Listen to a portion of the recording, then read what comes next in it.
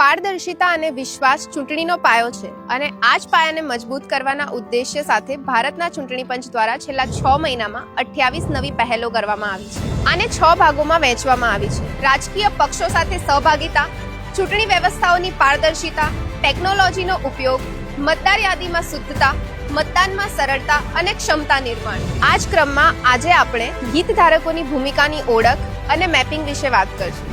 લગભગ 1 કરોડથી વધુ ચૂંટણી કર્મચારીઓના વ્યાપક અને સતત ક્ષમતા નિર્માણની દિશામાં ભારતના ચૂંટણી પંચ દ્વારા આ વર્ષે માર્ચ મહિનામાં તમામ રાજ્યો અને કેન્દ્ર શાસિત પ્રદેશોના મુખ્ય ચૂંટણી અધિકારીઓની માટે 2 દિવસીય સંમેલન આયોજિત કરવામાં આવ્યું હતું. આ સંમેલનમાં સંવિધાન દ્વારા નિર્ધારિત રૂપરેખા, ચૂંટણી કાયદાઓ અને ચૂંટણી આયોગ દ્વારા જારી કરાયેલા દિશાનિર્દેશ અનુસાર 28 હિતધારકોની ભૂમિકા અને તેમની જવાબદારીઓ નક્કી કરવાની સાથે સાથે સંપૂર્ણ ચૂંટણી તંત્રને સક્રિય કરવા પર પણ ભાર મૂકવામાં આવ્યો હતો. આ સંમેલનના પરિણામે ઇલેક્ટોરલ હેન્ડબુક્સ અને મેન્યુઅલ્સને નવીનતમ ફેરફારો દ્વારા સુસંગત બનાવવામાં આવ્યા છે.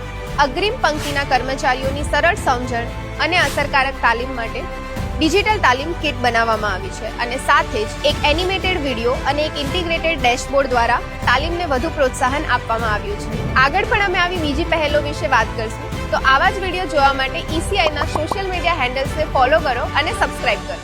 જય ભારત.